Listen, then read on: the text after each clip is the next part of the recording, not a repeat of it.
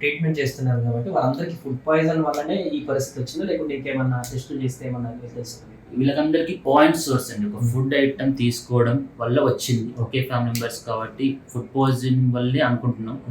వేరే water contamination అయితే కాదండి. ఎందుకంటే చుట్టుపక్కల కాలనీ, పక్క వీళ్ళు అందరూ బాగున్నారు. ఫుడ్ సోర్స్ అండి.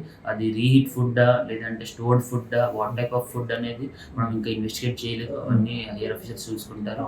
మన ప్రజెంటేషన్ వచ్చేసి మెయిన్ ఇష్యూ వచ్చేసి డిలేడ్ ప్రజెంటేషన్.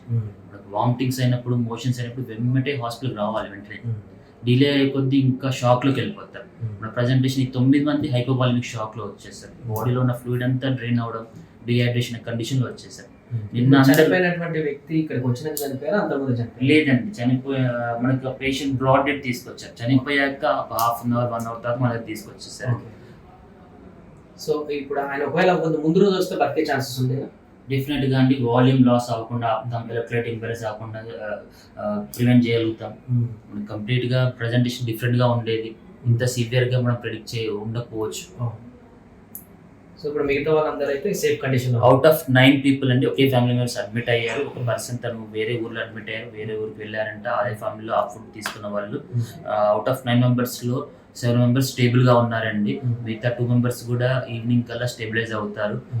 పీడియాట్రిక్ చిన్న పాప ఉంది, తనకి మాత్రం టెంపరేచర్ స్పైక్స్ ఎక్కువ ఉన్నాయి. తను కూడా స్టెబిలైజ్ అవుతారు. ఆ లైన్లోనే ఉన్నారు. ప్రోగ్రెసివ్ వేలో ఉన్నారండి. తను ఎప్పుడు డిశ్చార్జ్ అయ్యే అవకాశం? డిశ్చార్జ్ ఇప్పుడు టూ ఎర్లీ అండి. వాళ్ళకి మనం అబ్జర్వేషన్ ఉంచుతాము.